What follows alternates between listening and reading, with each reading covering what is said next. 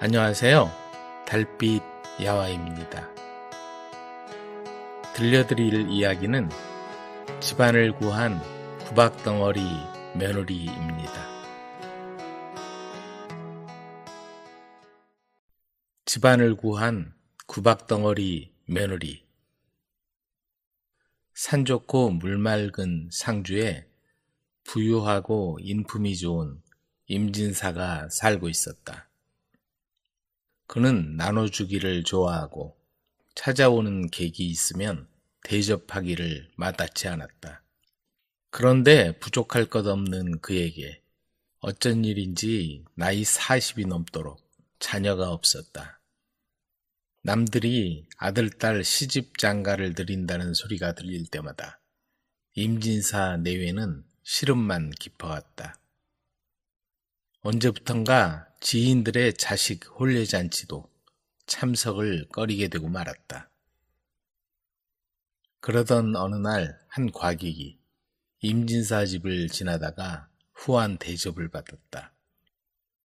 그는 임진사와 이런저런 세상 돌아가는 얘기를 하다가 임진사의 얼굴에 근심이 서려 있는 것을 보고 물었다. 지인사님, 무슨 걱정거리라도 있습니까? 실은 제가 변변하지 못하여 아직 자식이 없습니다 그려. 과객은 아직 후사가 없다는 임진사의 말을 듣더니 잠시 후 입을 열었다. 선산이 어디에 있습니까? 바로 집 뒤에 있소이다. 소인이 풍수에 관해 좀 아는데 한번 보여주십시오. 그래서 임진사는 과객에게 선친의 묘를 보여주었다. 선영을 뵈니 후사가 없는 이유를 알 것 같습니다. 자리가 좋지 않단 말이오. 명당이기는 하나 후사를 맡고 있지요. 그러더니 그곳에서 조금 떨어진 자리를 가리켰다. 이 자리로 옮기도록 하십시오. 그 얘기를 듣고 임진사가 반문했다. 내 나이 이미 40이 넘었고 아내 역시 그러한데 선영을 옮긴다고 자식을 얻을 수 있겠소? 그러자 과객이 확신에 찬 표정으로 이러는 것이었다. 그리하시면 틀림없이 후사를 볼 것입니다. 과객이 떠난 후 임진사는 한동안 고민을 했다. 그러다가 내 생전의 대를 잊지 못하면 그런 불효가 어디 있겠는가 하는 생각에 과객이 일러준 곳으로 선친의 묘를 옮겼다. 그런데 얼마 후 기적 같은 일이 일어났다. 부인에게 태기가 있더니 마침내 독자를 얻은 것이다. 쥐면 날아갈까 불면 꺼질까 금지 옥엽으로 귀하게 키운 아들이 막 걸음마를 뛸 무렵 그 과객이 다시 찾아왔다. 일러주신 말씀대로 아들을 얻게 되었어. 그러자 과객은 아이의 사주를 물어보고는 임진사에게 아이가 장성하면 제가 혼처를 정하도록 허락해 주십시오. 하는 게 아닌가. 임진사는 외람되다고 생각했으나 아들을 얻게 해준 은인의 말이니 따르지 않을 수가 없었다. 아들이 장성하여 18세에 이르자 과객이 찾아왔다. 혼처를 알아보겠다고 드린 말씀을 기억하시는지요? 잊을 리가 있겠소.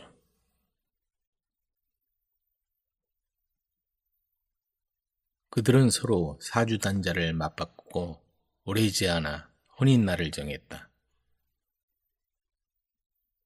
부인은 그 소리를 듣고 펄쩍 뛰었다. 아니, 어느 집안인지도 모르는 며느리를 얻다니요. 이게 무슨 일이랍니까? 그분이 아니었으면 며느리를 얻는 일도 없어. 한번 믿어봅시다. 임진사는 택일에 맞추어 아들과 일행을 이끌고 과객과 길을 떠났다. 그런데 점점 굽이굽이 깊은 산골로 들어가는 것이었다. 어디로 가는 거요? 조금만 더 가시면 됩니다. 한참 후 숨이 턱에 차도록 산길을 올라 도착해보니 다 쓰러져가는 초가집에 노인이 나와 기다리고 있는데 그가 바로 사돈될 사람이었다. 아니, 여기란 말이요? 그러합니다. 임진사는 분통을 터뜨렸다. 하지만 과객은 조금도 거리낌이 없었다. 어쩔 수 없이婚礼가 진행되었지만 문제는 신부였다. 신부복도 제대로 갖추지 못한 처녀는 차림새가 말이 아니었다. 하지만 처녀의 눈은 총기가 있어 보였고 얼굴은 이목구비가 또렷하고 예쁘장했다. 그럭저럭婚礼가 치러지자 신부 아버지가 말했다. 보시다시피 신혼방을 차릴 만한 형편이 못 되니 곧장 시댁으로 가는 게 좋겠습니다. 그래서 그 길로 신부를 데리고 일행들은 임진사 집으로 돌아왔다. 아니, 이런 경우가 어디 있답니까? 하나뿐인 자식이 이런 집안과 사돈을 맺다니. 부인은 며느리의 차림새를 보고 말문이 막혔다. 그리고 사사건건 멸시하고 박대를 하자 식솔들도 하나같이 신부를 업신여겼다. 넌 그런 것도 배우지 못했니? 앞으로는 괜히 나서지 마라. 양반집 예절을 모른다고 시어머니 구박이 하루가 멀다고 이어졌지만 신부는 단 한 번도 언짢아 하거나 안색을 붉힌 적이 없었다. 그런데 이상한 건 누가 알려주지 않아도 세상 돌아가는 일을 다 알고 있는 것이었다. 달이 가고 해가 바뀌어 구박덩어리 며느리가 그럭저럭 살림을 익혀나가게 되자 어느 날 이진사 부부가 아들 내외를 불렀다. 우린 이제 나이가 들었으니 이제부터 너희가 집안을 꾸려나가야 한다. 부인은 며느리에게 곳간 열쇠를 맡기면서도 걱정이 많았다. 그런데 며느리는 조금도 사양치 않고 살림을 맡더니 그동안 업신여기던 식솔들을 보란듯이 다스리기 시작했다. 며느리의 생각대로 일을 해나가면 잘못되는 법이 없었다. 살림을 맡은 뒤로 가세가 점점 불어나니 그 뒤로는 모두 며느리 말이라면 따르지 않는 이가 없었다. 어느 날 며느리가 시부모에게 말하기를 이제부터 일가 친척이나 친구를 불러 잔치를 베풀어 즐겁게 지내시옵소서 하는 것이었다. 그날 이후로 임진사 집에선 하루가 멀다고 잔치가 벌어졌다. 일가 친척은 물론이고 사돈의 팔촌에 이르기까지 임진사 집 잔치에 안 가본 사람이 없었다. 그렇게 3, 4년을 거듭하니 그 많던 가산도 다 탕진하고 논밭도 다 팔아먹고 이제 빚마저 지게 되어 사는 집도 내놓아야 할 형편이었다. 네 말만 믿고 잔치만 벌이다가 이 모양이 되고 말았구나. 이제 어디서 산단 말이냐? 그러자 며느리가 조용히 말을 꺼냈다. 제 친정집이 비어있으니 당분간 그곳으로 가서 살도록 하시지요. 그래서 이진사와 부인, 아들 내외는 남은 식솔 서너 명을 데리고 깊은 산골 초가집에서 살아갔다. 처음엔 불편하기 이를 데 없었으나 지내다 보니 점점 좋아지는 것이었다. 먹을 것이 사방에 지천으로 널려 있었고 욕심을 내려놓으니 걱정거리도 사라졌다. 공기 좋고 물 맑은 산골에서 어느덧 몇 년의 세월이 흘러갔다. 그러던 어느 날 며느리가 모두 모인 자리에서 말을 꺼냈다. 이제 고향으로 돌아갈 때가 온 것 같아요. 그러더니 예전에 농가 밭을 팔아 마련한 돈을 꺼내놓았다. 탕진한 줄 알았던 집안 재산이었다. 그런데 고향에 돌아와 보니 살던 집은 불에 타 흔적 없이 사라지고 없었다. 마을마저 폐허로 변하고 많은 사람이 이미 이 세상 사람이 아니었다. 그동안 나라에 큰 전쟁이 일어나 온통 쑥대밭이 되고 만 것이다. 단지 임진사의 식구들만 그 사실을 모르고 딴 세상에 살고 있었다. 산속에 사는 동안 세상이 많이 변했구나. 임진사의 식구들은 며느리의 성견지명에 모두 놀라움을 금치 못했다.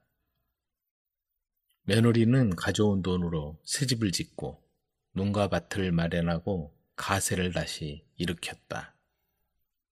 임진사는 생전에 과객이 꼭 한번 찾아오기를 학수고대했지만 2번 다시 볼 수 없었다. 그 과객은 누굴까? 조상님이 우리를 지켜준 게 아닐까? 임진사는 며느리를 어떤 날을 떠올리며 잔잔한 미소를 지었다. 집신 삼는 노인과 부잣집 딸. 어느 마을에 집신을 삼아 살아가는 사람이 있었다. 아내는 아들을 낳다가 세상을 떠나고 그는 홀로 아이를 키우며 힘겹게 살아가고 있었다. 집신을 팔아 살다 보니 생활이 나아질 틈이 없었다. 그렇게 세월이 흘러 아들이 15살 무렵이었다. 아버지를 도와 집신을 만들어 장에 내다 팔며 근근히 생활하던 아들이 어느 날 아버지에게 말했다. 아버지, 이렇게 살 순 없어요. 한양에 가서 돈을 벌어오겠어요. 아들은 굳은 결심을 하고 한양으로 길을 떠났다. 아내가 세상을 떠나고 아들마저 집을 나가자 외로움은 더해갔다. 하지만 살기 위해 집신 삼는 일을 계속했다. 그렇게 여러 해가 흘렀지만 아들은 소식이 없었다. 집신 삼는 남자는 어느덧 희끗희끗한 노인이 되어 있었다. 그러던 어느 날 한양에 간 아들에게서 기별이 왔다. 한양 이러이러한 곳에 있으니 한번 다녀가십시오. 노인은 아들이 알려준 주소를 들고 몇 날 며칠을 걸어서 한양에 도착했다. 물어물어 찾아가니 장사 수완이 있었는지 아들은 열심히 일해서 모아놓은 돈을 아버지에게 건넸다. 아버지, 한 번도 찾아뵙지 못해 죄송합니다. 이 돈으로 논이라도 사서 집신 삼는 일 그만두고 이제 편하게 사시도록 하세요. 고맙구나. 그렇게 하마. 노인은 아들이 준 돈을 받아들고 이제 논마지기라도 사서 편하게 살 생각에 가슴이 벅찼다. 하지만 평생 그렇게 큰 돈 만져본 적이 없다 보니 가져갈 일이 걱정이었다.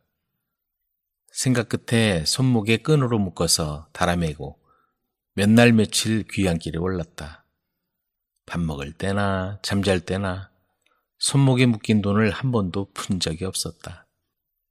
날도 덥고 목이 마르던 차에 우물가에 이르자 집신 삼는 노인은 손목에 묶인 돈을 끌러보았다. 물도 마시고 잠시 쉬고 난 노인은 다시 길을 떠났다. 하지만 왠지 허전한 생각이 들어 손목을 보니 묶인 돈이 없었다. 목숨보다 더 귀중한 돈을 잃어버리다니 노인은 하늘이 꺼지는 것 같았다. 노인은 어쩔 줄 몰라 한참 멍하니 서 있었다. 그리고 정신을 차려보니 좀 전 우물가에 있던 일이 떠올랐다. 이런, 돈을 우물가에 놓고 오다니. 노인은 불이 나게 오던 길로 다시 돌아가 봤다. 그런데 이게 웬일인가? 우물가에 있어야 할 돈은 어디에도 보이지 않았다. 아이고, 어떡하냐. 아이고, 어떡하냐.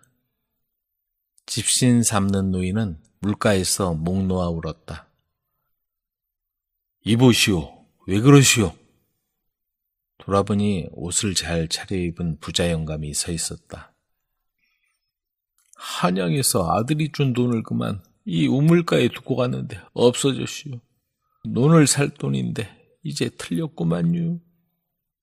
집신 삼는 노인은 집신을 삼아 생활하고 있는데 한양에 사는 아들이 돈을 준 얘기를 했다. 부자 영감은 한참을 생각하다가 돈을 꺼냈다. 그런 기막힌 돈을 잃어버리면 되겠소? 자, 이거 받으시오.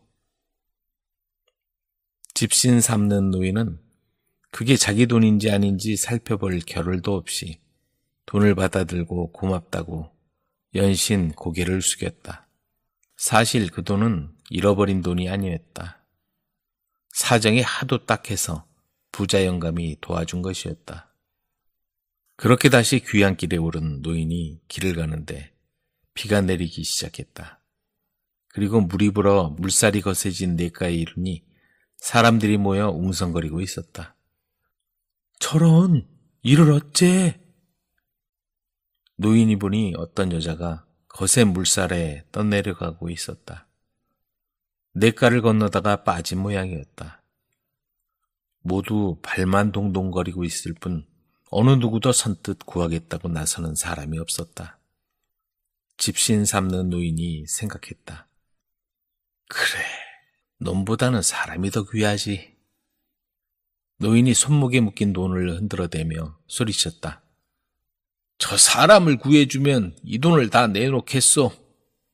그러자 덩치 큰 한 남자가 나서더니 물로 뛰어들어 여자를 구해냈다. 자, 받으시오. 집신 삼는 노인은 손목에 묶인 돈을 끌러 그 남자에게 주었다. 잠시 후 물에 빠졌던 여자가 정신을 차렸다. 사람들은 기뻐하며 한마디씩 했다. 이보시오 낭자, 다행이요. 저 노인 아니었으면 당신은 저 세상 사람이 되었을 거요. 저 노인이 자기 돈을 다 내놓고 낭자를 살린 거요. 여자는 수줍어하며 노인에게 와서 넙죽 절을 했다. 아니요, 돈보다 사람 목숨이 더 중요한 거요. 전 이 마을 아무개댁 딸입니다. 냇가를 건널 수 없으니 다른 곳에 머물지 마시고 부디 저희 집에서 묵으시고 길이 뚫린 다음 가시지요. 아가씨가 간곡히 청하자 노인은 아가씨를 따라 나섰다. 그 마을에서 가장 커다란 집 앞에 이르자 아가씨가 노인을 안내했다. 아버님, 돌아왔습니다. 그러자 안에서 한 노인이 나왔다. 아니, 당신은? 그는 물가에서 돈을 준 바로 그 사람이었다. 아버님, 이분 아니었으면 물에 빠져 죽을 뻔했습니다. 딸은 자초지종을 아버지에게 들려주었다. 어떻게 그런 일이? 그 부자 영감은 자기가 준 돈이 결국 자기 딸을 살리는 데 쓰인 걸 알고 놀라워했다. 그리고 집신 삼는 노인에게 내 집이다 생각하고 여기서 편히 묵으시오 하고 말했다. 그렇게 두세 달이 흘러갔다. 그 집 딸은 자기 생명의 은인을 정성껏 모셨다. 어느 날 부자 영감은 노인의 장성한 아들을 불러오게 했다. 아들을 본 부자 영감은 껄껄 웃으며 집신 삼는 노인에게 말했다. 이것도 인연인데 우리 사돈 맺읍시다. 좋습니다. 그렇게 합시다. 한양에서 장사를 하며 집안을 일으킬 생각에 밤낮을 가리지 않고 열심히 일했던 아들은 지금까지 결혼할 생각은 꿈도 꾸지 못하다가 부잣집 딸을 보고는 한눈에 반해버려 입이 귀에 걸렸다. 딸도 총각을 보고는 부끄러워 얼굴이 발갛게 달아올랐다. 그들은 그렇게 부부가 되었다. 부자 영감은 고마움의 표시로 많은 돈을 사돈에게 건넸다.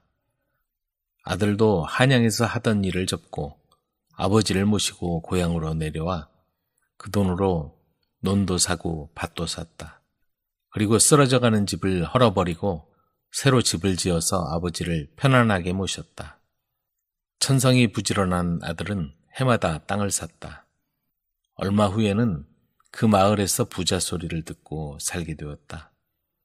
그리고 시아버지와 인연이 깊은 며느리는 지극히 시아버지를 모셨고 며느리를 사랑하는 시아버지 사랑도 대단했다. 그들은 그렇게 행복하게 살았다. 약초꾼을 살린 나물 파는 할머니. 정선 산골 마을에 금실 좋은 부부가 살고 있었다. 남편 상철은 약초를 캐서 장에내다 팔아 생계를 꾸려나가는 약초꾼이었다. 매일 아침 약초를 캐기 위해 산에 오를 때면 동구밭까지 따라 나와 배웅하는 아내를 보며 모두 부러워했다.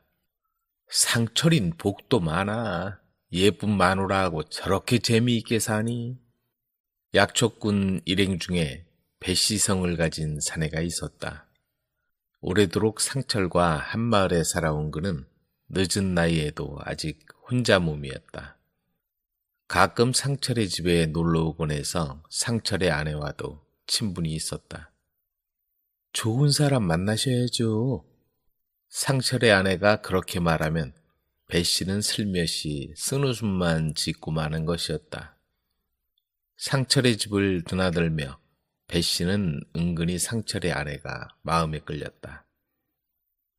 저런 여자라면 간이라도 빼줄 텐데 저 녀석은 전생에 무슨 복이 있어서 저런 여자를 얻은 거지? 배씨의 시기와 질투심은 시간이 갈수록 눈덩이처럼 커져만 갔고 마침내 무서운 결과를 만들고야 말았다. 그날도 약초꾼 일행은 어김없이 약초를 찾아 산속을 뒤지고 있었다. 어이 상철이, 저 너머로 한번 가보세. 그쪽은 다니지 않던 길인데 괜찮을까? 발길이 뜸해서 약초도 많지 않겠나? 그래서 두 사람은 일행과 떨어져서 약초를 찾아 깊숙이 들어갔다.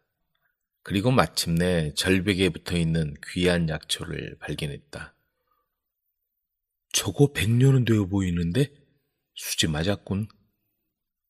귀한 약초를 발견해서 흥분한 상철이 절벽 아래로 몸을 굽히는 순간 배씨가 뒤에서 상철을 밀어버렸다.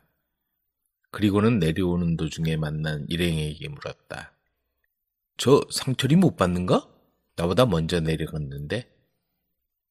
글쎄, 못 봤는데. 배씨는 태연한 표정으로 마을로 돌아와 상철의 집을 찾았다. 여보게 상철이 있는가? 그러자 상철의 아내가 부엌에서 나왔다. 아직 안 오셨는데요. 같이 계시지 않았어요? 먼저 내려간다고 했는데 왜 이렇게 늦지? 그는 시치미를 떼고 걱정하는 척을 했다. 아내가 가슴을 졸이며 기다렸지만 상철은 끝내 돌아올 수 없었다. 아주머니 기다려보시오. 날이 밝으면 한번 찾아보겠소. 다음 날 배씨는 산속으로 들어가 상철의 흔적을 찾는 척하고는 돌아왔다. 아무데도 보이지 않소. 길을 잃어 산짐승에게 변을 당했거나 팔을 헛디뎌 사고를 당한 것 같소. 그럴 리 없어요. 분명히 어디에 살아있을 거예요. 아내는 상철이 살아있다고 굳게 믿었다. 아니, 살아있다고 믿고 싶었다. 상철이 식구는 내 식구나 다름없어. 이제부터 내가 돌보아 주겠소. 상철이 사라진 뒤로 배씨는 매일 들락거리며 지나친 친절을 베풀기 시작했다. 마치 당연히 자기가 해야 할 일이라는 듯이 상철의 아내에게 발을 뻗었다. 나한테 넘어오는 건 시간 문제야. 배 씨는 자기 집에 있는 시간보다 상철의 집에 있는 시간이 더 많아졌다. 여보, 어디에 있나요? 저만 혼자 두고 정말 떠나셨나요? 상철의 아내는 하루하루 눈물로 나날을 보냈다. 매일 제 집 드나들듯 찾아오는 배 씨를 막을 수도 없는 노릇이었다. 그나마 배 씨가 가져다 주는 양식으로 살아야 하는 처지가 슬프기만 했다. 계절이 2번 바뀌었다. 하지만 상철의 아내는 아직도 남편이 당장이라도 문을 열고 들어올 것만 같았다. 날이 저물면 동구 밖에 나가 한참을 서 있다가 돌아오곤 하는 게 일상이 되었다. 하지만 집에 돌아오면 배 씨가 찾아와 이제는 아예 노골적으로 구애를 하는 것이다. 이렇게 혼자 몸으로 살 수 있겠소? 그러지 말고 같이 삽시다. 그러면 여자는 말없이 부엌으로 들어가 버렸다. 추운 겨울을 지나 따뜻한 봄이 찾아왔다. 상철의 집에 매일 들락거리던 배 씨도 약초를 찾아 나서야 했다. 그런데 빨래터에서 상철의 아내는 이상한 소리를 들었다. 오늘 장터에서 영월댁 남편하고 똑같이 생긴 사람을 봤대. 그이하고 똑같이 생긴 사람을요? 그래, 우리 남편이 봤대. 아는 척을 했더니 모른다고 하더래. 상철의 아내는 그 얘기를 듣고는 가슴이 두근거렸다. 집으로 돌아온 그녀는 왠지 남편이 살아있을 것만 같았고 그날 밤은 뜬 눈으로 보냈다. 닷새 만에 장이 열리자 상철의 아내는 이른 아침 길을 나섰다. 각지에서 온 장사꾼과 약초꾼들로 붐비는 장터에 들어선 상철의 아내는 남편을 닮은 사내를 찾아 여기저기를 누볐다. 하지만 아무리 찾아도 상철을 닮은 사람은 보이지 않았다. 여기 어쩐 일이요? 그 소리에 돌아보니 배 씨였다. 약초를 팔러 온 모양이었다. 아무 대꾸 없이 집으로 돌아가려고 발길을 돌리던 상철 아내의 눈에 나무를 파는 할머니 옆에 쭈그리고 앉은 사내의 모습이 보였다. 아니 여보!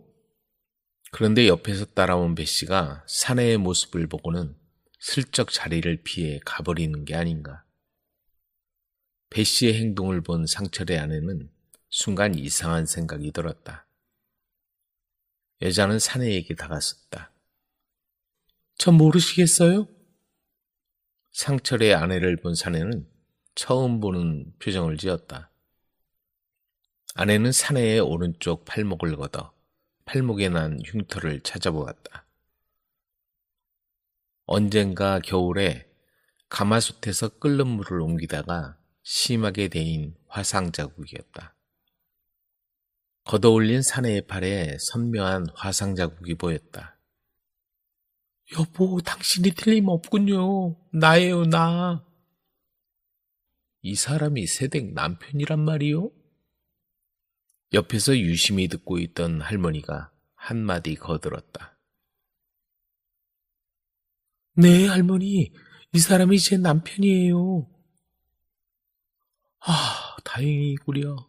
하늘이 도와줘서 새댁을 다시 만나는구려. 할머니는 그동안의 일을 아내에게 들려주었다. 따뜻한 어느 봄날이었지. 나무를 뜯으려고 산에 가는데 절벽 아래 누군가 누워 있었어. 무슨 일인가 가까이 가보니 땅바닥에 피투성이가 된 사람이 쓰러져 있는 거야.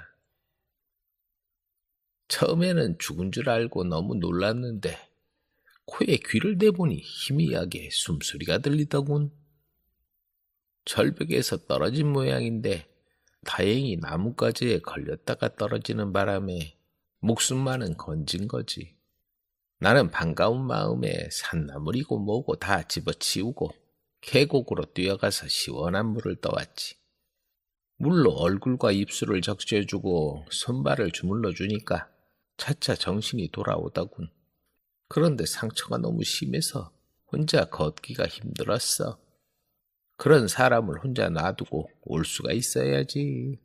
그래서 집으로 내려와 미음을 떠먹이고 상처에 좋다는 약초를 무에 발라줬더니 상처도 아물고 많이 회복되었다네.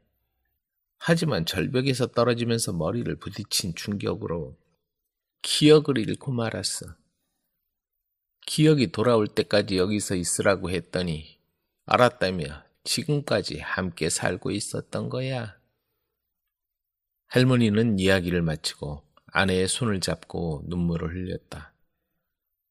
아내도 옆에서 듣고 있던 상철도 눈물을 흘렸다. 상철은 믿기지 않는다는 표정으로 말했다. 내가 당신 남편이란 말이요? 그래요. 당신 이름은 정상철이에요. 집으로 가요.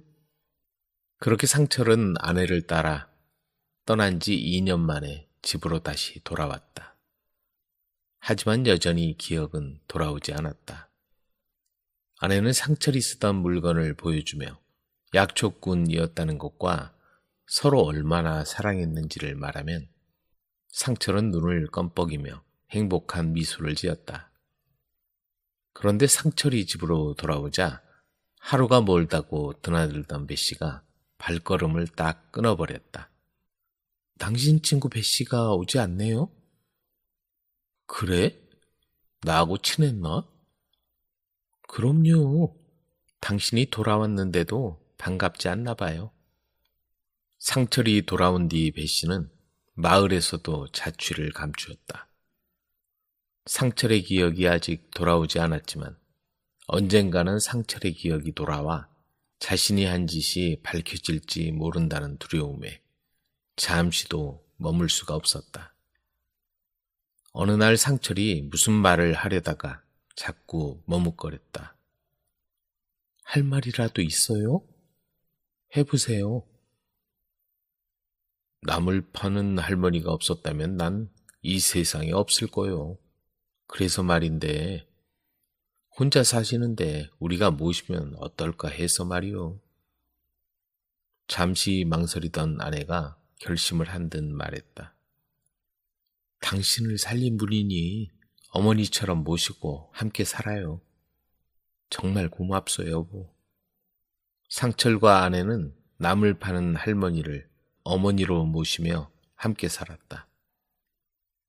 어머니 다녀오겠습니다. 여보 다녀오겠소. 동구 밖까지 따라 나오는 아내의 배웅을 받으며 약초꾼 상철은 산으로 발걸음을 옮겼다. 아직도 반갑게 인사하는 사람에게 저 혹시 누구십니까? 하고 물어보는 일이 가끔 있지만 그걸 빼고는 문제될 게 아무것도 없었다. 사랑은 흘러가는 거야. 어느 마을에 잘생기고 총명한 총각이 살았다. 부잣집 자제에다가 용모가 수려해서 동네 처녀들 가슴을 설레게 했다. 또한 천성이 학문을 좋아해서 글 읽는 소리가 담장 밖으로 들릴 때면 동네 처녀들은 살며시 그 소리에 귀를 기울이곤 했다. 그러나 총각은 일찍이 경치를 구경하거나 친구들과 어울려 놀기보다는 집안에 들어앉아 글 공부에 더 흥미를 느끼고 있었으며 여자로 인해 마음을 빼앗겨버린 적도 없었다. 그런 총각이 어느 날 길을 가다가 지나가는 한 여자를 보게 되었다. 그 모습이 얼마나 아름다운지 발걸음을 멈추고 여자의 모습에 마음을 빼앗기고 말았다. 하얀 얼굴에 가냘픈 몸매, 그야말로 절세 미인이었다. 총각은 한참 동안 여자에게서 눈을 떼지 못했다. 누군데 내 마음을 이리 흔들어 놓는가. 여자의 뒤를 멀찍이 따라가니 저만치 어느 집으로 들어가는 게 보였다. 집으로 돌아온 후에도 총각은 글 공부도 있고 머릿속이 온통 그 여자 생각으로 가득 찼다. 그리움에 밤잠도 설치고 입맛도 없었다. 그날 밤 낮에 보았던 그 여자가 꿈속에 나타났다. 화려한 신부복을 차려입은 모습이었다. 고결하고 아름다운 모습이었지만 슬픈 그림자가 드리워져 있었다. 여자의 안색이 몹시 창백하고 두 눈은 보는 이의 동정을 자아내기에 충분했다. 꿈에서 깨어난 총각은 여자에 대한 연민의 정으로 가득했고 그 여자가 누구인지 무슨 사연이 있는지 궁금증이 더해갔다. 그래서 그 집에 가서 하인에게 넌지시 물어보았다. 이 댁 아씨는 어떤 분인가? 이 댁엔 아씨가 두 분인데 누구를 말씀하시는 거요? 어제 외출했던 아씨 말이네. 아, 큰 아씨 말씀인가요? 하인은 한숨을 쉬면서 말했다. 어디 내놓아도 부족함 없는 아씨인데 젊은 나이에 혼자 되었지요. 어쩌다가 그렇게 되었는지 생각만 해도 속이 상합니다 그려.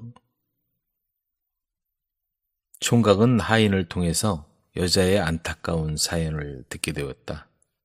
건넌 마을 김선비의 아들과 혼례를 치렀지만 시댁에 들어가기도 전에 신랑이 갑자기 세상을 떠났으며 이후 슬픔을 이기고 홀로 살아가고 있었는데 친정 부모님마저 돌아가시자 여동생과 함께 살고 있다고 했다.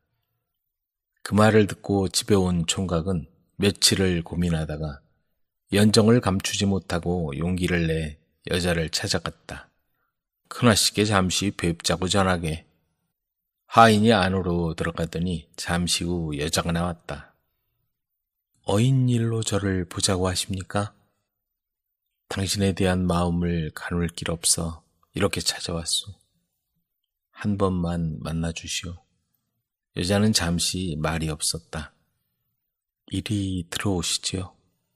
총각이 방에 들어가자 여자는 방구석에 놓아둔 회초리 다발을 꺼내들었다. 이건 제가 잡생각이 들 때마다 스스로 매질하던 회초리입니다. 오늘은 다른 일로 들어야겠군요. 그게 무슨 말이오? 과거를 준비하시는 분이 아녀자를 넘보시다뇨? 회초리를 맞으시겠습니까? 아니면 사람들에게 망신을 당하시겠습니까? 잠깐, 내 말 좀 들어보시오. 그러나 여자는 흔들리지 않고 같은 말을 반복했다. 회초리를 맞으시겠습니까? 아니면 사람들에게 망신을 당하시겠습니까? 총각은 결국 바짓단을 걷어올리고 여자가 휘두르는 회초리를 맞았다. 회초리로 맞는 아픔보다 연모하는 여인에게 거절당하는 상처가 더 컸다. 과거에 급제하면 다시 찾아오겠소. 총각은 그 말을 남기고 떠났다. 두고 보자. 내 기필코 과거에 급제하리라. 집으로 돌아온 총각은 심기일전하여 글 공부에만 매진했다. 그리고 반드시 급제를 해서 여자에게 보여주리라 다짐했다. 글 공부가 안 되거나 잡생각이 들 때마다 여자에게 회초리를 맞던 기억을 떠올리며 마음을 다잡았다. 마침내 총각은 과거길에 올랐고 드디어 급제를 하게 되었다. 돌아오는 길에 총각은 그 집에 찾아가 여자를 만났다. 약속대로 다시 찾아왔소. 이제 내 뜻을 받아주시겠는지요? 마침내 뜻을 이루셨군요. 하지만 어찌 한 여자가 두 지아비를 섬기겠는지요? 총각은 안타까운 마음을 금할 수 없었지만 여자의 마음이 흔들리지 않는다는 걸 알았다. 저와는 맺을 수 없는 인연이오나 관연한 제 동생이 있사오니 한번 만나보시죠. 그게 무슨 말이요? 난 그만 가겠소. 총각은 자리에서 일어나 그 집을 나오고 말았다. 그렇게 며칠이 지났다. 마을길을 거닐던 총각은 맞은편에서 오는 여자에게 눈길이 갔다. 가냘픈 몸매에 어여쁜 얼굴이 왠지 낯설지 않았다. 어디 사는 누구지? 총각은 궁금해서 여자의 뒤를 슬며시 따라갔다. 그런데 그 처녀가 총각을 마다했던 바로 그 여자의 집으로 들어가는 게 아닌가. 총각은 용기를 내서 다시 그 집 문을 두드렸다.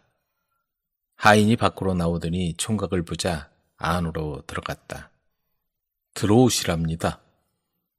총각이 들어가자 여자 옆에 조금 전에 보았던 그 처녀가 앉아 있었다. 제 동생입니다. 인사드려라. 처음 뵙겠습니다. 여동생은 언니 못지않은 미인이었다. 예전에 다녀가신 뒤로 제 동생과 얘기를 나눴습니다. 오늘 길에서 마주친 건 우연이 아니었지요. 그럼 일부러 나와 마주친 거란 말이요? 자매는 서로를 바라보며 미소 지었다.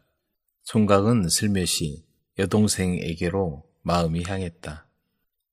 내 마음이 마치 갈대와도 같구나. 총각은 자기 마음의 연약함을 부끄러워하며 고개를 숙였다. 그렇게 한 여자를 마음에 두었던 총각은 과거에 급제하고 여자의 아리따운 동생을 아내로 만나 행복하게 살게 되었다. 약방 주인의 혹독한 처가살이. 이른 아침 남산자락 인근 구레기에 있는 작은 약방문을 두드리는 사람이 있었다. 들어오십시오. 날이 차가운데 이리 앉으십시오. 허인섭은 찾아온 손님을 아랫목으로 앉혔다. 가난한 동네라 손님도 뜸한데 날씨마저 매섭다 보니 하루하루 공치는 날이 더 많았다. 그런데 이른 대바람부터 찾아온 손님이니 어찌 귀하지 않을 수 있겠는가? 어떻게 오셨습니까? 연로한 어머님께서 기력이 쇠하여 해민서 의원의 진맥을 받아보니 노안이라고 하더군요. 몸을 보호해야 한다고 하여 처방전을 받아왔으니 이대로 두제만 지어주시오. 인섭은 손님이 내민 처방전을 받아들었다. 보약이라고 하니 잘 지어주시오. 그럼요. 여부가 있겠습니까? 처방전을 읽어본 인섭은 손님을 아래 위로 훑어보았다. 벼슬자리에 있는 양반이면 틀림없어 보였지만 남산골에 사는 걸 보니 형편이 그리 넉넉하게 보이진 않았다. 무엇보다 처방전대로면 비싼 인삼을 써야 하는데 두제면 구리개 약방을 돌며 인삼을 빌려야 할 판이었다. 그런데 손님, 이 정도 양이면 저희 약방에 있는 인삼으론 턱도 없습니다. 빌려와야 할 판인데. 그러면 빌려서라도 지어주시오. 걱정하지 마시고. 가뭄에 콩나듯이 찾아오는 손님인데 보약 두제를 지으려는 손님을 마다할 수도 없고 당당한 태도를 보니 떼어 먹을 것 같지도 않아 인섭은 손님을 잠시 기다리게 하고서 약방문을 나섰다. 영감님 계십니까? 인삼 가진 거 있으면 빌려주시죠. 허허, 장사가 잘 된 모양이네. 이자까지 쳐서 갚아야 하네. 인섭은 이웃에 있는 최약방 영감을 비롯해 여러 군데의 약방을 돌아다니며 인삼을 얻어다가 정성스럽게 두제를 만들다 보니 벌써 반나절이 후딱 지나갔다. 자, 여기 있습니다. 약값은 가져오셨겠지요? 약값이요? 드려야지요. 그런데 오늘은 드릴 수가 없군요. 치부책에 적어 놓으시오. 인섭은 눈앞이 아찔했다. 언제 보았다고 외상이란 말인가? 그리고 이게 한두 푼이어야 말이지 그 귀한 인삼을 조지하느라 동네 약방을 다 뒤져서 빌려왔는데 이걸 어쩌면 좋단 말인가? 뭐라고요? 적어 놓으라니 그게 무슨 말입니까? 틀림없이 드릴 테니 걱정 말고 적어 놓으시오. 인섭은 두제라는 말에 알아보지도 않고 순간적으로 너무 경솔했던 자신을 한탄했다. 다 썰어서 조제를 했으니 인삼을 다시 꺼내 팔 수도 없고 2제나 되는 보약을 어디에다 판단 말인가. 할 수 없소. 약은 가져가시오. 헌데 성함이나 확실히 알려주시오. 난 홍문관 교리로 있는 윤희서라고 하오. 큰일이군. 이렇게 비싼 약값을 교리박봉으로 언제 갚는단 말입니까? 걱정하지 마시오. 갚을 테니. 언제쯤 말입니까? 곧 갚겠소. 때는 확실히 모르겠소. 그 말을 남기고 윤희서는 약을 싸들고 약방문을 나섰다. 벼슬 아치다 보니 후안이 두려워 어떻게 하지도 못하겠고 인섭은 손님의 뒷모습만 물끄러미 바라볼 뿐이었다. 이미 벌어진 일이니 주워 담을 수도 없고 윤희서가 약값을 갚을 때만 기다릴 뿐이었다. 당장 최약국 영감이 인상값을 갚으라고 다그칠 일도 걱정이었다. 늦게까지 약방에 앉아 있다가 목을 쑥 빼고 집에 돌아오니 아내가 문 앞에 나와 기다리고 있었다. 늦었네요? 장사가 좀 됐습니까? 장사? 약을 잘못 지어줘서 약방문 닫고 집 팔아서 인상값 갚아야 할 판이요. 아내는 자초지종을 듣고 나자 얼굴이 새파랗게 질렸다. 확인도 안 하고 그 많은 약을 지어버리면 어떡해요? 난들 그럴 줄 알았나? 당장 최약방 영감이 큰일이네. 한편 인섭에게서 약을 받아든 윤희서는 집으로 달려갔다. 어머니, 다녀왔습니다. 그게 뭐냐? 어머니 드실 보약입니다. 이것만 드시면 다시 건강해지실 겁니다. 이렇게 많은 약을 무슨 돈으로 지어왔단 말이냐? 걱정하지 마시고 어서 드시도록 하세요.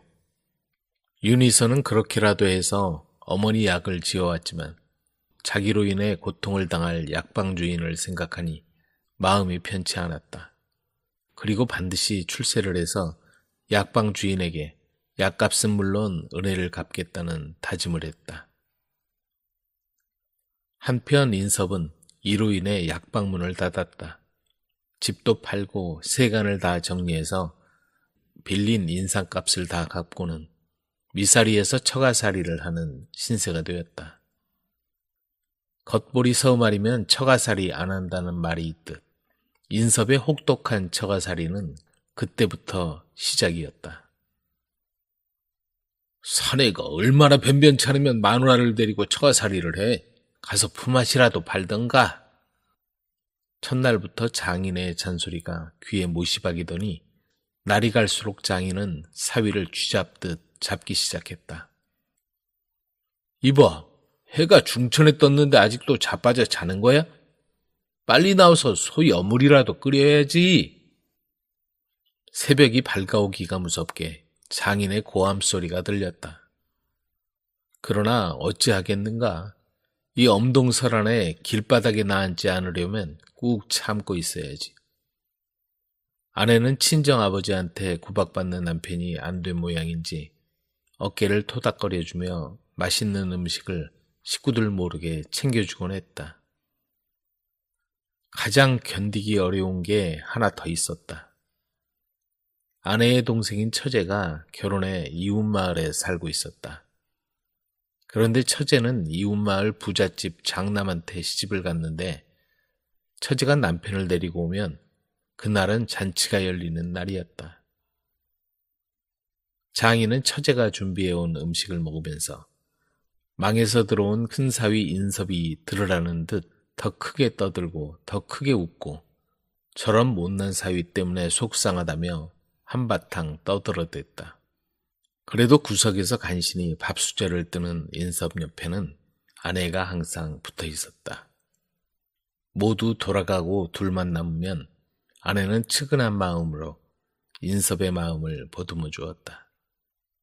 여보, 너무 고깝게 생각하지 말아요.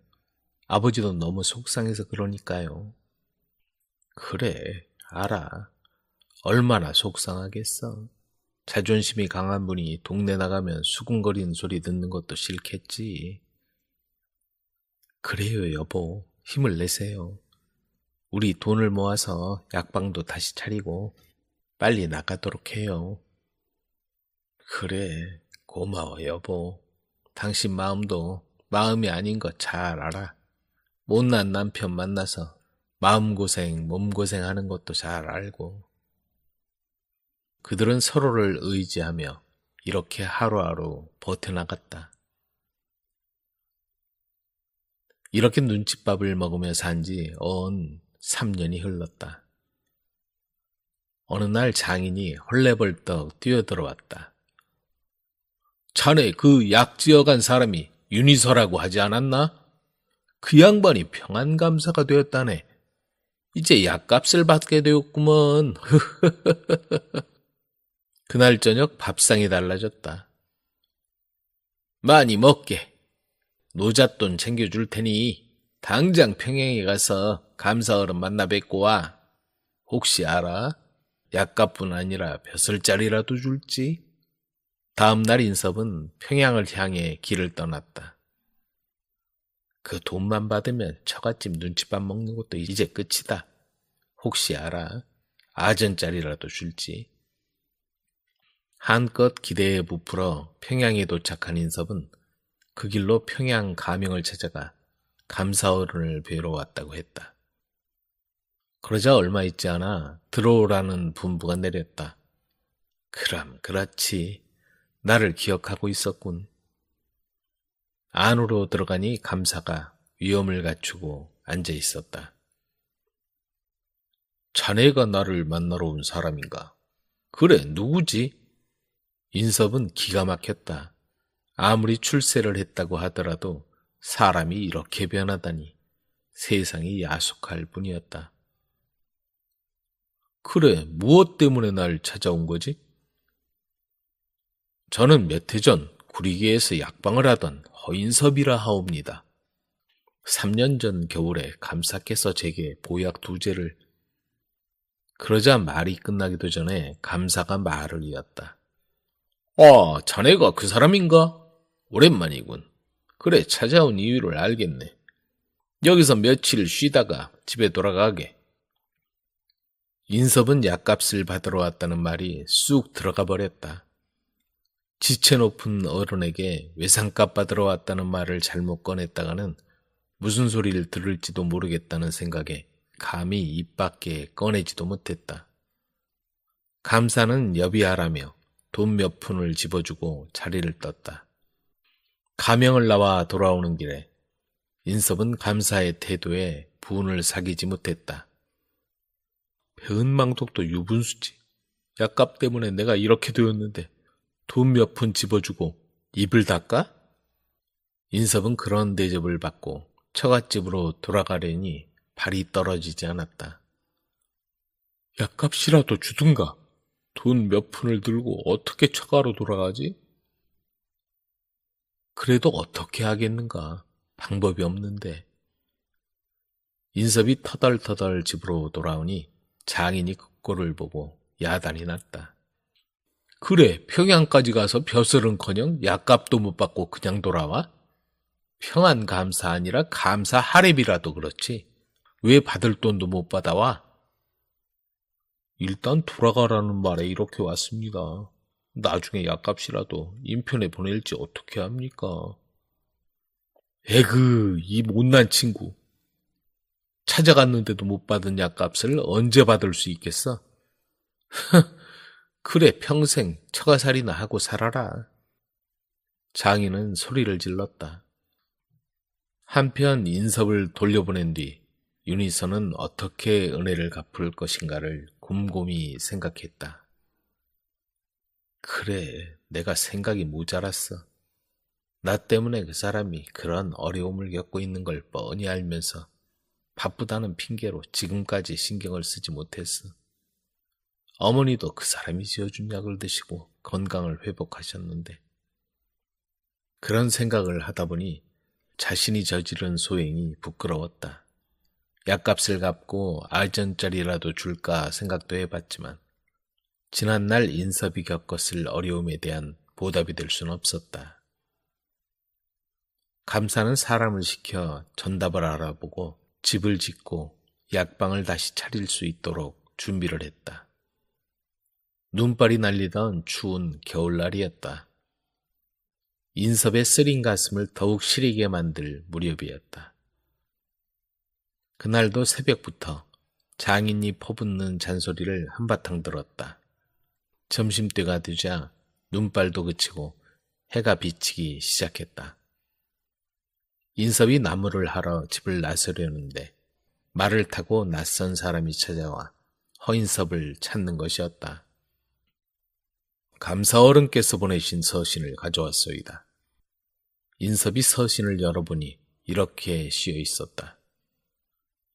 지난날 어머니에게 지어드린 약에 대한 은혜를 한시도 잊은 적이 없어. 그동안 약방을 닫고 처가살이를 하게 만들어서 미안한 마음 금할 길이 없구려. 전답과 살 집을 마련해 두었으니 밀린 약값을 받는다고 생각하고 받아주시오. 서신을 읽고 난 인섭은 뛸 듯이 기뻤다. 지금까지 구박만 받던 그의 삶에 밝은 광명이 비치고 있었다. 멀찌감치서 그 상황을 지켜보던 장인은 사위를 심하게 구박한 일이 민망했는지 헛기침을 하며 흐뭇하게 쳐다봤다. 그 사실이 아내에게 전해지자 아내는 삭혔던 눈물을 흘렸다. 인섭은 지난날 돈은 없지만 당당하게 약을 받아가던 윤희서를 떠올리고는 미소를 지었다. 거인의 산. 묵사관 너머에는 크고 웅장한 소나무로 둘러싸인 작은 언덕이 있었다. 그곳에 사는 사람들은 그 작은 언덕을 거인의 산이라고 불렀다. 산이 매우 가파르고 깊고 어두운 바위 틈이 많았기 때문이다. 다리 아래에 세차게 흐르는 강물이 소용돌이치며 흐르고 있다고 생각하면 이 산을 상상하는 데 도움이 될 것이다. 바위는 온갖 비바람을 다 겪은 모습으로 기이한 형태의 두 개의 문으로 이루어진 것처럼 서 있었다. 그리고 꼭대기는 끝이 뾰족한 아치 모양이었고 아치가 시작되는 아랫부분인 양옆에는 오래된 흰 줄기의 자작나무가 기둥처럼 서 있었다. 이 아치 모양은 평범한 문은 아니었다. 그것은 거인의 성으로 들어가는 입구였다. 그 문은 거인의 문이라고 불렸다. 거인에게 무엇인가 빌리거나 할 얘기가 있으면 문 쪽으로 돌을 던지며 말했다. 거인아, 문 열어라.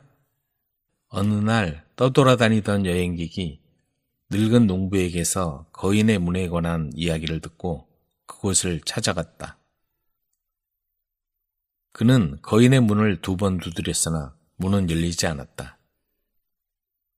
그는 거인이 나이가 너무 많아 방문객이 귀찮아서 문을 열지 않는 건지 아니면 문에 너무 많은 돌을 던져서 거인이 화가 난 것인지 생각해 보았지만 이유를 알 수 없었다. 거인을 마지막으로 본 사람이 존 블레섬이었죠. 그는 목사님의 이웃 사람으로 아마 거인을 다시 보고 싶지 않다고 생각했을 거예요. 존은 소송 때문에 코펜하겐 아래에 머물렀죠. 존은 크리스마스 이브에도 그곳에 있었다. 존은 사람들과 일을 끝내고 집으로 향했다. 길을 따라 부지런히 걷고 있었지만 크리스마스가 한참 지날 때까지 집에 도착할 방법이 없었다. 그런데 갑자기 자신의 교구 사람이 농부처럼 옷을 입고 무척 서두르면서 지나가고 있었다. 그 사람의 재킷에는 노나처럼 빛나는 큰 단추가 달렸었고 그는 무척이나 키가 큰 사람이었다. 존은 그를 안다고 생각했지만 그 사람이 빨리 지나가서 얼굴을 보지 못했다. 무척이나 서두르시는군요. 존이 그를 쫓아가며 말했다. 서둘러야 하거든요. 전 오늘 밤 베이지에 있는 집까지 가야 한답니다. 나도 거기 갈 수 있으면 좋을 텐데. 그럼 제 썰매 뒤에 타세요. 전 20걸음에 1마일을 달릴 수 있는 말을 가지고 있거든요. 존은 그의 친절에 감사하며 썰매를 탔다. 하지만 썰매 위에 서 있을 수가 없었다. 거의 공중을 바람처럼 달려갔기 때문이었다. 존은 땅이나 하늘이나 어떠한 것도 볼 수가 없었다. 그들은 휴식을 취하려고 잠시 멈췄지만 그곳이 어딘지도 알 수가 없었다. 존이 막대기에 꽂혀있는 두개골을 쳐다보았을 때 썰매가 다시 출발했다. 그들이 더 멀리 이동했을 때 존은 추위를 느끼기 시작했다. 우리가 잠시 쉬었던 곳에 벙어리 장갑 한 짝을 놓고 왔네요. 손가락이 얼어붙었어요. 당신은 견딜 수 있습니다, 존 블레썸. 이제 베이지에서 그리 멀지 않은 곳에 있죠. 우리가 쉬었던 곳이 딱 절반쯤 왔을 때였답니다. 그들은 세차게 흐르는 강이 내려다 보이는 다리에 도착했을 때 썰매를 멈췄다. 당신의 집이 가깝군요. 자, 존, 당신 주변에서 어떠한 소리와 빛을 보고 듣더라도 절대 뒤를 돌아보지 않겠다고 약속해줘요. 존은 약속했고 태워다 줘서 고맙다고 말했다. 존은 다리를 건너서 자신의 농장을 향해 언덕을 걸어 올라가고 있었다. 그때 갑자기 거인산에서 우레와 같은 소리가 들렸다. 그리고 자신의 앞쪽에 있는 길에 불빛이 비췄다. 그는 불빛에 너무 놀라 약속을 잊어버리고 무슨 일이 일어났는지 떨어진 바늘을 주우면서 뒤를 돌아보고 있었다. 당연한 반응이었다. 그러자 산의 문이 활짝 열렸고 거기에서 수천 개의 초에서 나오는 것처럼 빛이 흘러나왔다.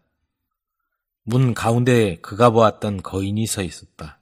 바로 자기와 함께 썰매를 타고 온 그 사람이었다. 그날 밤 아무리 노력했지만 존은 몸이 흔들리는 것을 막을 수가 없었다. 그때부터 존 블레썸의 머리가 약간 기울게 되었다. 그리고 죽을 때까지 그렇게 기운 채로 살았다.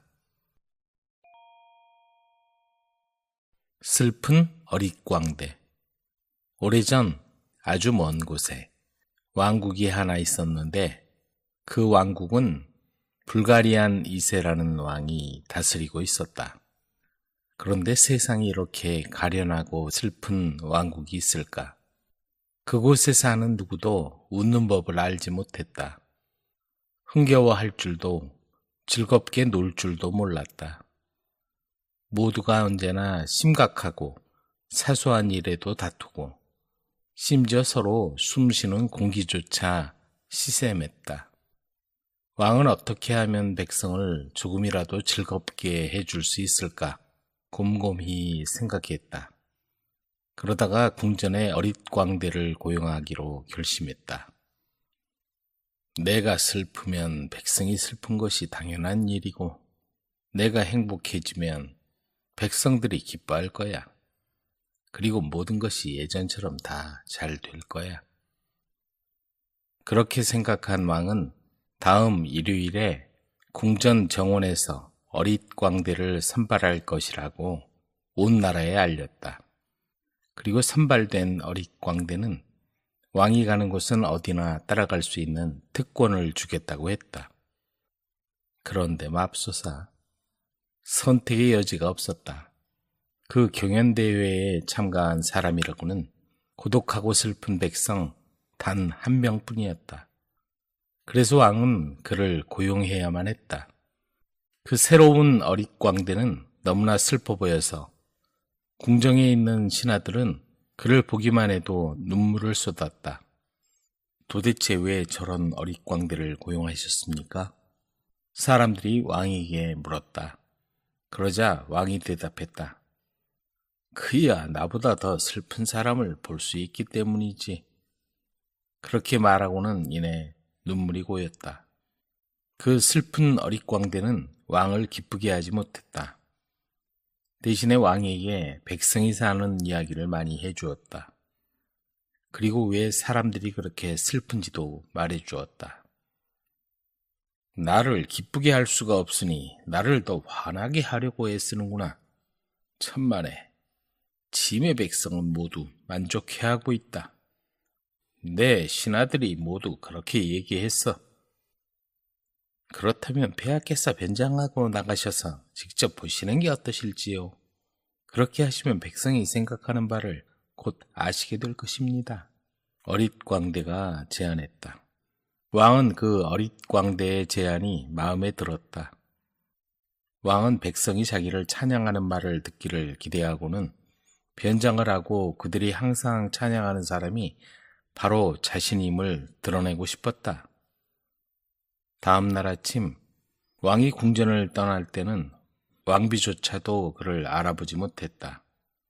왕은 만나는 사람마다 어떻게 지내고 있는지 물었다. 하지만 왕의 기대와는 달리 모두 이렇게 말하는 것이었다.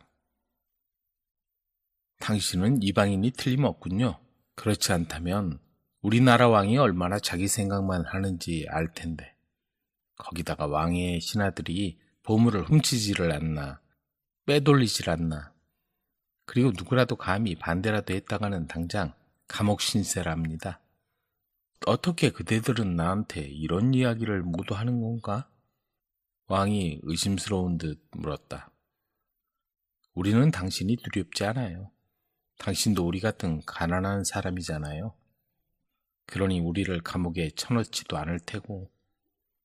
왕은 그전보다 더 슬퍼져서는 궁전으로 돌아왔다. 사흘 동안 왕은 수자에 혼자 앉아 있었다. 아무도 왕을 만날 수 없었다. 그 후 왕이 어릿광대를 불렀다. 왕은 그에게 왕관과 제왕의 호를 건네주며 말했다. 결심했어. 왕국을 다스리는 데는 나 같은 왕보다 어릿광대가 더 나아. 그 어릿광대는 손에 제왕의 호를 쥐고 머리에 왕관을 쓰자 웃기 시작했다. 그러더니 왕에게 물었다. 왕이시여, 그대의 남동생을 기억하나요? 어찌하여 날 더 슬프게 하려는 건가? 알다시피 그는 수년 전에 죽었어. 내가 왕위를 계승할 때 한 점쟁이가 나한테 말했지. 언젠가 동생에게 왕관과 호를 넘겨주게 될 거라고 말일세. 그래서 나는 부하에게 점쟁이와 동생 둘 다 없애라고 명령했지. 내가 얼마나 그 일을 후회했는지 말로 다 설명할 수가 없네. 아, 그렇군요. 하지만 그 점쟁이에게 그 부하를 매수할 만큼 많은 돈이 있었지요. 그래서 부하가 그 두 사람을 놓아준 거예요. 그걸 어떻게 아는가? 왕은 놀라 숨이 막힐 지경이었다. 그러자 어릿광대가 대답했다. 난 그 점쟁이와 함께 살았죠. 우리는 여러 해 동안 동굴에 숨어 있었습니다. 왜냐하면 내가 바로 당신의 동생이니까요. 예언은 결국 이루어졌죠. 당신이 나에게 왕관과 제왕의 호를 넘겨주었으니까요. 뭐라고? 그러면 날 어찌할 것인가? 왕이 마음을 졸이며 물었다. 걱정하지 마시오. 당신을 사형에 처하지는 않을 테니 이제 나는 그대를 궁정의 어릿광대로 임명하는 바이오. 우리는 그저 직업을 맞바꾼 것뿐이요. 그의 동생이 대답했다. 하지만 난 그대보다 더 슬픈 광대가 될 텐데. 왕이 말했다. 그건 두고 보면 알게 될 겁니다. 내가 부패한 신하들을 몰아내고 이 나라의 백성이 다시 즐거워지는 것을 보면 사람들이 당신의 슬픔에서 즐거움을 찾아낼지도 모르니까요. 결국 모든 일이 그의 말대로 이루어졌다. 젊은이와 춤추는 요정. 두 아들이 부모님과 함께 깊은 숲속에 살고 있었다. 형은 동생보다 훨씬 나이도 많고 몸집도 크고 힘도 셌다. 형은 집안의 모든 어려운 일은 동생을 시켰으며 부모님이 동생에게 주는 좋은 물건은 모두 가져갔고 가끔은 동생이 아파서 울 때까지 마구 때리기도 했다. 만약에 동생이 이런 일들을 부모님에게 일러바치기라도 하면 더 세게 때렸고 동생은 불평하지 않는 게 더 나았다. 마침내 동생은 형의 괴롭힘을 더는 참을 수 없어서 집에서 나가기로 마음먹었다. 그래, 떠나자. 이제는 마음 편하게 살고 싶어. 어느 날 아침 활과 화살, 신발 한 컬레를 더 챙겨 작은 아들은 더 살기 편한 곳을 찾으려고 집을 나섰다. 작은 아들은 몸집은 작았지만 달리기가 매우 빨랐다. 무척이나 빨라서 달려가면서 활을 쏘면 날아가는 그 화살을 앞질러 달려갈 정도였다. 그는 집을 나와 빠르게 달려 밤이 되었을 때는 집에서 아주 멀리 와 있었다. 숲속에서 잠을 청하려고 누워있으려니 따뜻한 집과 부모님이 생각났고 집에 있는 폭신한 침대 속으로 돌아가고 싶어졌다. 괜히 나왔나 봐. 그냥 참고 있을 걸 그랬나? 이런저런 생각을 하며 슬픔에 빠져 있는데 갑자기 이상한 소리가 들렸다. 주위에서 나는 온갖 소리가 깜짝깜짝 놀라게 했고 무서움과 외로움에 몸을 떨었다. 그때 어떤 노인이 그에게 다가왔다. 노인은 주름지고 세월에 시달린 얼굴을 하고 있었지만 무척이나 인자한 얼굴로 반짝이는 눈은 선한 마음씨를 말해주는 듯 했다. 안녕하시오 젊은이. 어디서 왔소? 어디를 가는 길이지? 노인이 말을 걸었다. 전 먼 길을 달려왔어요. 집에서 멀리 떠나 외롭고 지쳤어요. 어디로 가는지는 잘 모르겠어요. 그냥 편하고 행복한 나라로 가려고요. 착한 젊은이 같군요. 먼 길을 왔다고 했지. 나는 편하고 행복한 나라에서 왔어. 처음 여행할 때는 나도 당신처럼 어렸어. 이젠 늙고 등도 휘어지고 주름도 많지. 나는 아주 먼 길을 여행하고 왔지. 아주 긴 인생의 길이지. 그러자 젊은이가 말했다. 어르신이 떠나왔다는 그곳으로 가고 싶어요. 편하고 행복한 곳이라면서요. 그러자 노인이 대답했다. 그곳은 절대로 갈 수 없어. 그곳은 젊음의 땅이라는 곳이지. 사람들이 어린 시절의 땅이라고 부르기도 하네. 그곳은 한번 떠나면 다시는 돌아갈 수 없는 곳이요. 자네가 이미 그곳을 지나왔다면 다시 그곳으로 돌아가기엔 이미 늦은 걸세. 그들은 오랫동안 침묵했다. 젊은이는 노인의 신발이 먼 여행길에 해지고 발이 다친 것을 보자 노인에게 여분으로 가져온 신발을 건네주었다. 노인은 매우 고마워하면서 주머니에서 작은 상자를 꺼내 그에게 주며 말했다. 이걸 받으시오. 여행 동안에 필요한 일이 생길 때면 아주 유용하게 쓰일 거야. 나는 여행을 거의 끝마쳤으니 이젠 필요가 없지. 자넨 갈 길이 아직 머니까. 그리고 노인은 그곳을 떠나버렸다. 젊은이는 작은 상자를 주머니에 넣고 다시 잠자리에 누웠다. 다음 날 아침 젊은이는 다시 여행을 시작하기 전에 노인이 준 상자 속에 무엇이 들었는지 궁금했다. 상자를 열어보니 엄지손가락만한 요정이 열정적으로 춤을 추고 있었다. 뚜껑이 열리고 상자 안에 빛이 들어가자 그 요정은 춤을 멈추고 말했다. 원하는 게 뭐야? 젊은이는 그 요정이 자신에게 도움을 주는 요정이라는 걸 알았다. 그는 상자를 닫고 대답했다. 저는요, 아주 아름다운 나라로 가서 예쁜 아가씨를 친구로 맞았으면 좋겠어요. 외롭거든요. 갑자기 어둠이 엄습하면서 젊은이는 순간 깊은 잠에 빠졌다. 다시 깨어났을 때는 잠을 자던 몇 초 동안에 아주 아름다운 나라에 와 있다는 걸 알았다. 그곳은 나무와 꽃이 있고 멋진 강이 흐르고 많은 새가 노래하는 곳이었다. 젊은이는 마을 끝에 있는 집에 들었었다. 그 안에는 할머니가 있었는데 집에는 그 노인뿐이었다. 할머니는 그를 보자 울기 시작했다. 왜 우는지 묻자 이렇게 대답했다. 네가 여기 왜 왔는지 알아. 나는 꿈에서 네가 올 거라는 걸 알았지. 너는 친구와 아내로 삼을 사랑스러운 아가씨를 찾으려고 왔지. 그 아가씨는 이 마을에 살고 있어. 그 아가씨의 아버지는 대단한 부자지. 이 마을의 주장이란다. 그는 자신의 딸을 차지하려는 젊은이에게 몹시 어렵고 위험하며 거의 불가능에 가까운 임무를 마쳐야 한다고 요구한단다. 만약 실패하면 목숨을 잃게 될 거야. 그녀에게는 구원자가 많았지만 다들 임무에 실패해서 죽임을 당하고 말았어. 너도 실패하고 목숨을 잃게 될 것이 뻔하구나. 할머니는 아까보다 더 크게 울었다. 그러나 젊은이가 말했다. 어떤 임무든지 문제 없어요.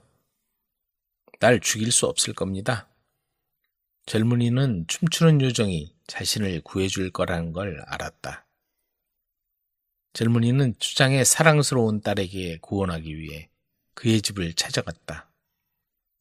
추장은 그에게 딸을 차지하기 위한 조건을 나열하면서 모든 구원자가 이 어려운 임무에 도전했고 실패해서 죽임을 당했다고 했다. 성공하는 자만이 딸과 결혼할 수 있다고 했다.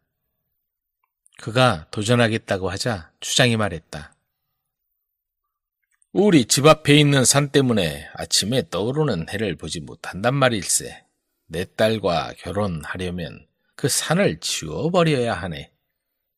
젊은이는 그날 밤에 산을 치워놓겠다고 약속했다. 추장은 당연히 그 일을 하지 못할 거로 생각했다. 그날 밤 마을 사람들이 모두 잠들었을 때 그는 커다란 나무들이 솟아있고 한쪽 절벽에는 돌로 벽을 두르고 있는 산으로 갔다. 상자를 꺼내서 열자 요정은 격렬하게 춤을 추다가 그를 보고 멈췄다. 원하는 게 뭐야? 젊은이가 말했다. 아침이 오기 전에 이 산을 없애주세요. 알았다. 요정이 말했다. 젊은이는 상자를 닫고 잠에 빠졌다. 밤새 단잠을 자고 아침 일찍 일어나자 산은 이미 없어져 버렸고 주위는 온통 풀밭뿐이었다.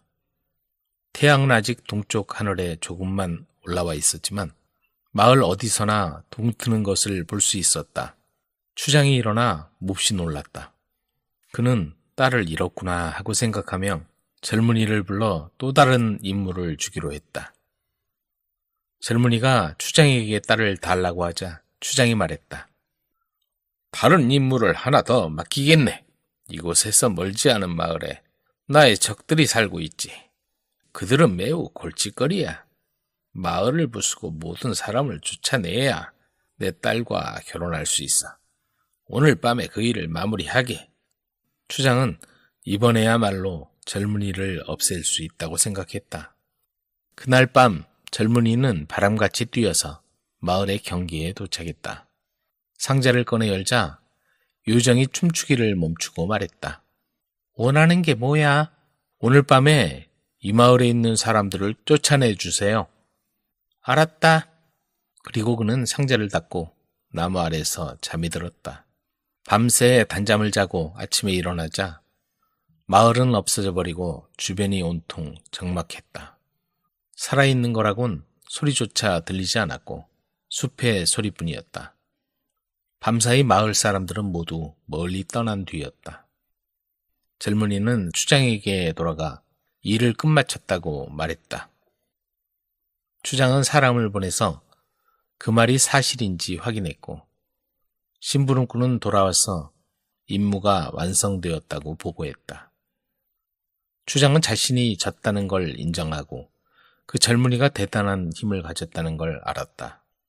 나의 사랑스러운 딸과 결혼해도 좋다.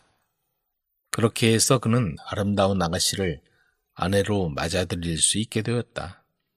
추장은 그들 부부에게 커다란 집과 하인들을 주었고 그들은 매우 행복했다. 그러나 그들의 행복은 오래가지 않았다. 어느 날 젊은이가 하인들과 숲속으로 사냥을 갔다. 그는 사냥복으로 갈아입으면서 마법 상자를 가지고 가는 걸 깜빡했다.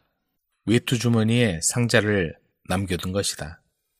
그의 집에는 젊은이의 재산을 탐내는 못된 하인이 있었다. 그 하인은 주인이 그 상자를 열어 얘기하는 걸 보았다. 그는 주인이 사냥을 나간 사이 그 상자를 훔쳤다. 하인이 상자를 열어보니 안에서 요정이 격렬하게 춤을 추고 있었다. 그는 불빛을 보자 멈추고 말했다. 원하는 게 뭐야? 하인은 잠시 당황했으나 마침내 주인의 비밀을 알아낼 기회를 찾아서 흐뭇한 미소를 지었다. 원하는 게 뭐냐고? 요정이 다시 물었다. 하인이 말했다. 이 집과 집안의 물건들을 모두 숲속으로 옮겨줘. 그리고 그는 상자를 닫았다. 갑자기 어둠이 엄습했고 몇 초 후에 다시 빛이 들자 집과 안의 물건들은 모두 숲속 깊은 곳으로 옮겨져 있었다. 곧 사냥꾼들이 사냥을 마치고 돌아왔다. 집에 와보니 집이 있던 자리는 텅 비어 있었고 아내도 하인도 모든 재산도 깡그리 없어져 버린 것이다. 그는 곧 무슨 일이 있었는지 알아챘다. 이 못된 하인을 어떻게 처리할지도 알고 있었다. 그는 어렸을 때 집을 떠나면서 어머니가 준 마법 활과 화살을 꺼내들고 숲속에 화살을 쏘았다. 그리고 화살을 쫓아 달려갔다. 화살이 숲속 먼 곳에 떨어지자 그곳에서 멀지 않은 곳에서 자기 집을 발견했다. 바로 저기 있군.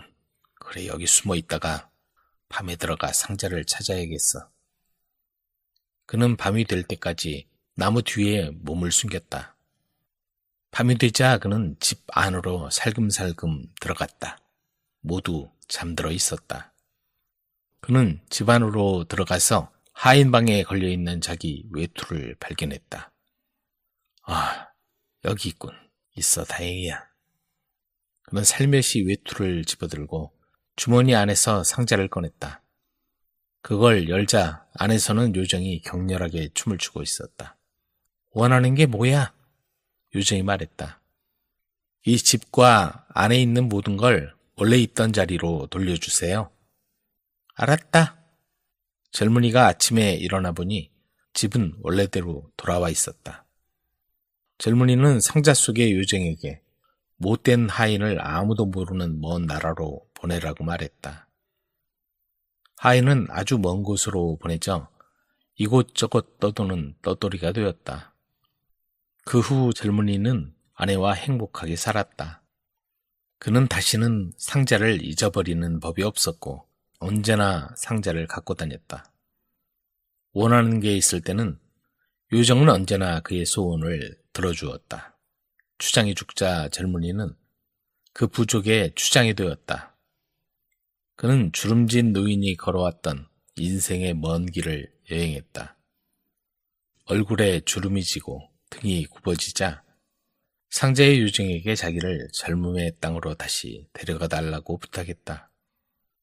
그러나 그건 춤추는 요정이 할 수 없는 단 한 가지 일이었다. 인생의 먼 길 끝에서 젊은이는 노인이 되어 엄청난 일을 해낸 상자를 남겨두고 언덕 너머로 사라지게 되었다. 물론 당연하지. 톰이라는 영악한 젊은이가 있었다. 그는 내기를 하며 여기저기 여러 지방을 돌아다녔다. 물론 그 내기라는 것은 자신이 항상 이기는 그런 내기였다. 내기에서 이긴 대가로 어느 곳에서는 빵 한 조각을, 또 어느 곳에서는 치즈나 달걀 한 개를, 또는 말린 과일 한 줌과 우유 한 잔을 얻었다. 하지만 시간이 갈수록 여행에 지치고 하루 벌어 하루 먹는 그런 생활이 힘들었다. 그래서 어딘가 정착을 해서 살아야겠다는 생각을 하게 되었다. 어떤 시골 마을에 도착한 톰은 그 마을 농부에게 내기를 청했다. 농부는 자존심이 강한 사람이었다. 10가지 질문에 헷갈리지 않고 물론 당연하지 라고만 대답할 수 있는지 없는지에 대한 내기였다. 농부는 웃음을 터뜨리며 말했다. 그거야 누워서 떡 먹기지. 내기를 하자고. 내가 지면 내 농장을 자네한테 주지. 그 대신 내가 이기면 자네는 내 밑에서 죽을 때까지 돈 한 푼 받지 않고 일을 해야 해. 톰은 그 조건이 마음에 들었다. 그래서 당장의 질문을 시작했다. 아주 교묘한 질문이었다. 당신은 사냥을 합니까? 당신은 가난한가요? 시장님 댁에서 밀 한 봉지를 훔쳐갔나요? 목사님, 사모님에 대해서 나쁜 말을 한다면서요? 농부는 계속 물론 당연하지 라고 대답을 했다. 별것 아니라는 듯 여유있게 웃어가면서 말이다. 그건 내기에 불과한 것이었으니까. 농부나 모여든 이웃 사람들이나 모두 이 내기를 재미있어 했다. 그런데 톰이 난데없이 당신이 이 마을에서 제일 바보라고 하던데 사실입니까? 하고 묻자 농부는 혼란스러웠다. 물론 당연하지 라는 대답만을 해야 하는데 불쑥 화가 치밀어서 이렇게 외치고 말았다. 아니요, 나보다 훨씬 바보 같은 사람들이 있단 말이요. 하고 말이다. 그렇지만 농부는 곧 자신이 정말로 어리석다는 사실을 받아들여야만 했다. 농부는 순식간에 자신이 소유하고 있던 모든 걸 잃게 되었다. 그렇게 해서 영악한 톰은 그 마을에 정착해서 농사를 짓기 시작했다. 모든 걸 잃고 빈털터리가 된 농부는 시장을 찾아가서 불평을 늘어놓았다. 하지만 시장에게 비웃음만 샀다. 지혜로운 사람에게는 일어날 수 없는 일이지. 어떻게 그깟 내기에 졌단 말이오. 시장은 뻐기듯 가슴을 한껏 부풀렸다. 그 말을 전해 들은 톰은 즉시 시장을 찾아갔다. 문을 열고 들어가자마자 톰은 아부를 해대며 교묘한 칭찬을 늘어놓았다. 시장님은 농부처럼 질문에 속지 않으시겠지요. 절대로 제 꾀에 말려들어서 대답을 혼동하시지는 않을 테니까요. 시장은 기분이 매우 좋아져서 말했다. 그럼 당연하지. 나하고 내기 한판 하는 게 어때? 자네 농장 대 내 사무실 어떤가? 흥, 자네는 이곳에 왔을 때처럼 거지가 되어서 나가게 될 걸세. 두고 보라고. 좋습니다. 하고 톰이 동의했다. 그래서 그들은 증인으로 이웃사람 몇 명을 초대했다. 톰이 질문을 시작했다. 모든 것이 순조롭게 진행되었다. 시장은 계속해서 물론 당연하지 하고 대답했다. 그런데 톰이 마지막으로 이런 질문을 했다. 여러 증인이 지켜보는 앞에서 이제부터는 제가 이 마을의 시장이라고 말씀해 주시겠습니까? 그야 물론이지. 나는 자네 꾀에 안 넘어가네. 그래, 이제부터 자네가 이곳 시장이네. 좋습니다. 시장님은 농장을 갖게 되셨지만 지금부터는 제가 이 마을 시장이 될 거예요. 증인들 앞에서 시장님이 그렇게 말씀하셨으니까요. 하고 톰이 말했다. 그렇게 해서 시장은 시장직을 톰에게 넘겨주어야만 했다. 톰은 영악하게 시장직을 건네받았지만 나름대로 최선을 다해 시장직을 잘 수행했다고 한다. 노파가 준 선물. 시냇물이 흐르고 물레방아가 덜커덩거리며 돌아가는 집에 부지런하고 근면한 젊은 남자가 살고 있었다. 그는 물레방아를 돌리는 일을 하고 있었는데 성실히 돈을 벌어 아름다운 아내를 맞이했다. 그러나 여러 해 동안 모은 돈도 몇 해 동안 일이 없어지자 흔적도 없이 사라져 가난해졌다. 그러는 중에 아내는 출산일이 다가오고 있었다. 큰일이다. 내가 가지고 있는 건 물레방아 하나뿐인데 그걸로 돈을 벌 수 없다면 태어날 아기를 어떻게 키울지 막막한데. 그러던 어느 날 아침 고민을 하던 남자가 숲을 걸어가다 보니 숲 한가운데 있는 고요한 연못가에 와 있었다. 생각 없이 연못을 바라보고 있는데 갑자기 수면 위가 흔들리며 전신을 덮을 만큼 긴 머리카락을 가진 젊고 아름다운 여인이 불쑥 물 위로 나타났다. 그는 물의 요정이었다. 요정이 남자에게 물었다. 무슨 일로 그렇게 슬퍼하시죠? 두려움에 찬 얼굴로 물의 요정을 바라보던 남자는 뜻밖의 상냥한 여인의 말을 듣고 아름다운 그녀를 바라보았다. 사실은 집안 형편이 어려워져 고민하고 있었습니다. 그런 일이 있었군요. 제가 도와드릴 테니 걱정하지 마세요. 저를 도와주시겠다고요? 남자는 요정이 도와준다는 말에 반문했다. 그러나 요정은 뜸을 들이다가 말을 이어갔다. 대신 저에게 보답을 해주셔야 해요. 뭐든지 해드릴게요. 도와주시기만 한다면. 저는 당신의 집에서 지금부터 가장 먼저 태어난 걸 갖고 싶답니다. 남자는 개와 고양이가 곧 새끼 낳을 때가 되었다는 걸 생각하고는 네, 드리겠습니다 하고 선뜻 말했다. 약속한 걸 잊지 마세요. 물의 요정은 말을 마치자 물속으로 다시 모습을 감추었다. 방앗간 주인이 그 사실을 아내에게 알리고 싶어 급히 집으로 가보니 예정보다 빨리 아기가 태어나 있었다. 그의 얼굴은 파랗게 질렸다. 물의 요정과 그런 약속을 한 것을 후회했으나 이제 어떻게 할 수가 없었다. 그러나 가만히 앉아 아기를 빼앗길 수는 없는 노릇이었다. 몸을 떠는 남편을 보고 아내가 이상하다는 듯이 물었다. 사랑스러운 아기가 태어났는데 기쁘지 않으세요? 사실은 그런 게 아니라. 그는 하는 수 없이 물의 요정과 했던 약속을 아내에게 말했다. 있을 수 없는 일이에요. 아내는 갓난아기를 꼭 끌어안고 단호하게 말했다. 사랑스러운 우리 아기를 물의 요정 따위에게 주다니 있을 수 없는 일이에요. 그렇지만 상대는 물의 요정인데 이 일을 어쩌면 좋소. 걱정하지 마세요. 이 아이를 물 근처에 가지 못하도록 하겠어요. 그 후부터 아내는 잠시도 아이에게서 눈을 떼지 않았다.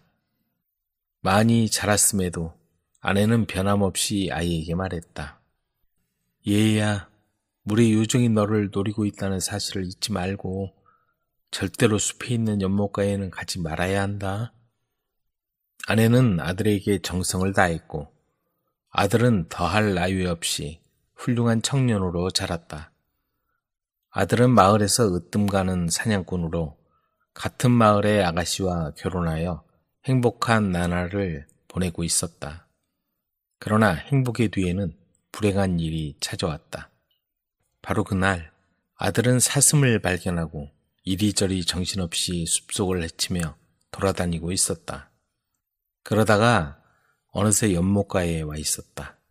사슴을 활로 쏘아 잡은 아들은 화살을 뽑다가 손에 묻은 피를 씻으려고 연못에 웅크리고 앉았다. 그 순간 수면이 흔들렸다. 그동안 너를 기다리고 있었단다. 물의 요정이 나타났다.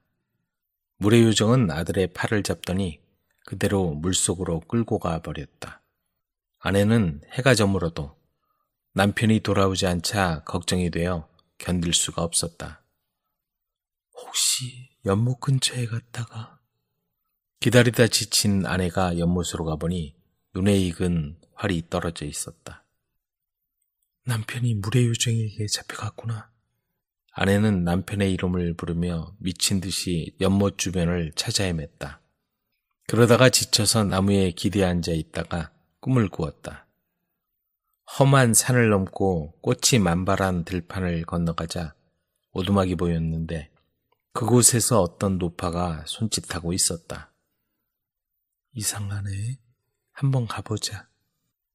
눈을 뜬 아내는 꿈에서 본 것처럼 산을 넘고 들판을 가로질러 갔다. 눈에 보이는 모든 것이 꿈과 똑같았다. 오두막에서는 정말 어떤 노파가 기다리고 있었다. 당신이 무엇 때문에 왔는지 알아? 보름밤에 이 금빗으로 머리를 빗고 나서 연못가에 놓아두구려. 그 노파가 시킨 대로 아내는 보름날 밤 연못으로 가서 금빗으로 머리를 빗고 빗을 연못가에 놓아두었다.